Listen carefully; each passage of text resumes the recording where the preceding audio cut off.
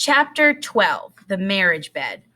When I had first started telling Phoebe's story, Graham and Gramps sat quietly and listened. Gramps concentrated on the road, and Graham gazed out the window. Occasionally, they interjected a gall, dang, or no kidding. But as I got further into the story, they began to interrupt more and more. When I told about the message, everyone has his own agenda. Graham thumped on the dashboard and said, "Isn't that the truth? Lordy, isn't that what it's all about?" I said, "How do you mean?"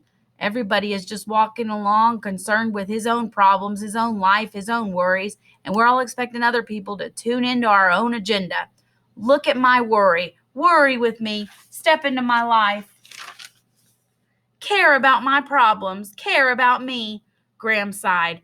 Gramps scratched his head. You turning into a philosopher or something? Mind your own agenda, she said. When I mentioned about Ben asking where my mother was and my saying that she was in Lewiston, but that I didn't want to elaborate, Graham and Gramps looked at each other. Gramps said, "One time my father took off for 6 months and didn't tell a soul where he was going. When my best friend asked me where my father was, I hauled off and punched him in the jaw. My best friend. I punched him dang in the jaw." "You never told me that," Graham said. "I hope he socked you back."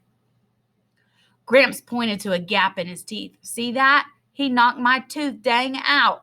And when I told Graham and Gramps about flinching when Ben touched me and about how I went home and found Dad in the garage, Graham unbuckled her seatbelt, turned all the way around, and leaned over the back of her seat.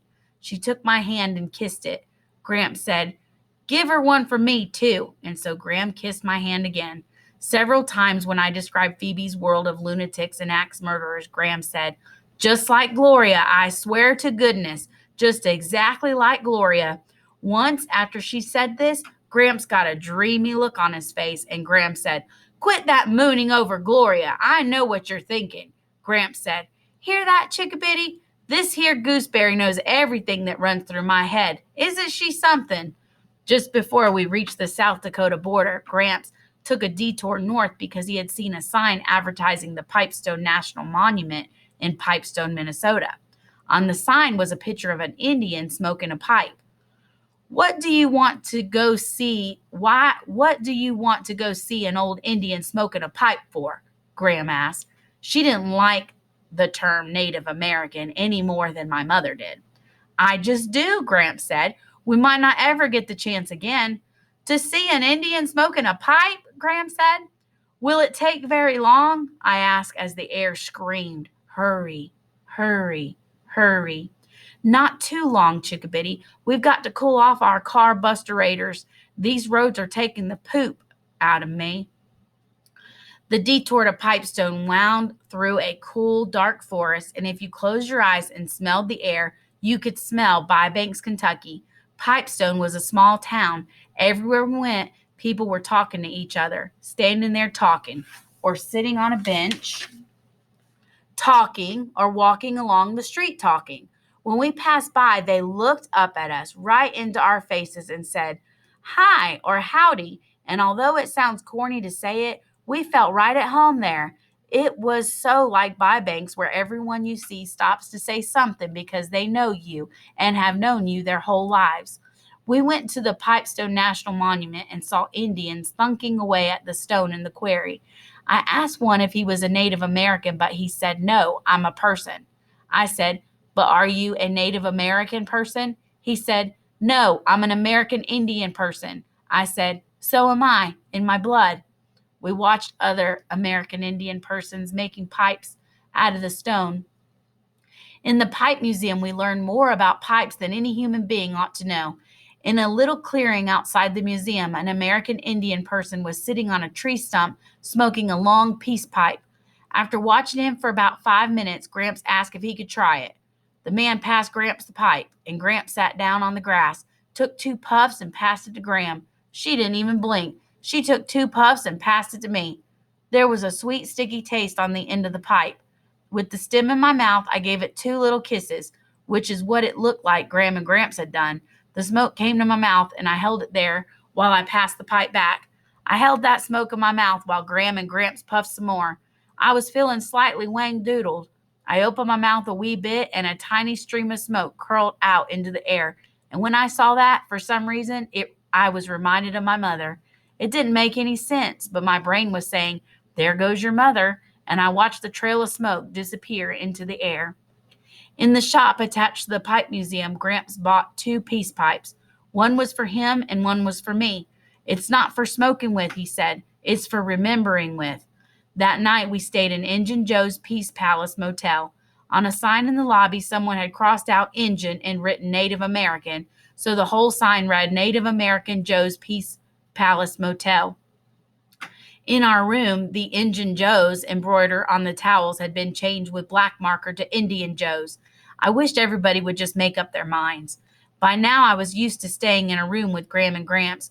Every night when they climbed into bed, they lay right beside each other on their backs, and Gramps said every single night, "Well, this ain't our marriage bed, but it will do." Probably the most precious thing in the whole world to Gramps, besides Gram, was their marriage bed. This is what he called their bed back home in Bybanks, Kentucky. One of those stories that Gramps liked to tell was about how he and all his brothers had been born in that bed, and all Gram and Gramps' own children had been born in that same bed. When Gramps tells this story, he starts with when he was 17 years old and living with his parents in Bybanks. That's when he met Gram. She was visiting her aunt who lived over the meadow from where Gramps lived. "I was a wild thing then," Gramps said, "and I didn't stand still for any girl, I can tell you that." They had to try to catch Gramps on the run, but when he saw Gram running in the meadow with her long hair as silky as a filly's, he was the one who was trying to do the catching. Talk about wild things. Your grandmother was the wildest, most untamed, most ornery, and beautiful creature ever to grace this earth.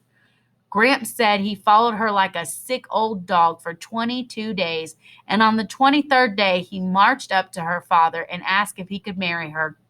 Her father said, "If you can get her to stand still long enough, and if she'll have you, I guess you can." When Gramps asked Gram to marry him, she said, "Do you have a dog?" Gramps said that yes, as a matter of fact, he had a fat old beagle named Sadie. Gram said, "And where does she sleep?"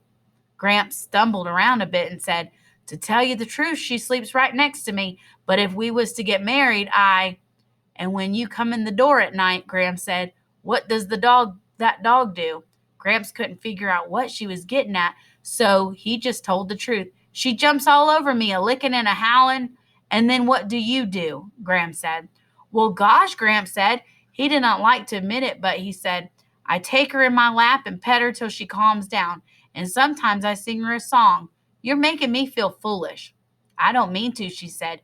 "You've told me all I need to know. I figure if you treat a dog that good, you'll treat me better. I figure if that old beagle Sadie loves you so much, I'll probably love you better. Yes, I'll marry you." They were married 3 months later. During that time between his proposal and their wedding day, Gramps and his father and brothers built a small house in the clearing behind the first meadow. "We didn't have time," Gramps said, "to completely finish it, and there wasn't a single stick of furniture in it yet, but that didn't matter. We were going to sleep there on our wedding night all the same." They were married in an aspen grove on a clear July day, and afterward, they and all their friends and relatives had a wedding supper on the banks of the river. During the supper, Gramps noticed that his father and 2 of his brothers were absent. He thought maybe they were planning a wet cheer, which is when the men kidnap the groom for an hour or so, and they all go out to the woods and share a bottle of whiskey. Before the end of the supper, his father and brothers came back, but they did not kidnap him for a wet cheer. Gramps was just as glad, he said, because he needed his wits about him that evening. At the end of the supper, Gramps picked up Gram in his arms and carried her across the meadow. Behind them, everyone was singing, "Oh, meet me in the tulips when the tulips do bloom." This is what they always sing at weddings when the married couple leaves. It is supposed to be a joke, as if Gram and Gramps were going away by themselves and might not reappear until the following spring when the tulips were in bloom. Gramps carried Gram all the way across the meadow and through the trees and into the clearing where their little house stood. He carried her in through the door and took one look around and started to cry. The reason Gramps cried when he carried Gram into the house was that there, in the center of the bedroom, stood his own parents' bed, the bed that Gramps and each of his brothers had been born in, the bed his parents had always slept in. That was where his father and brothers had disappeared to during the wedding supper.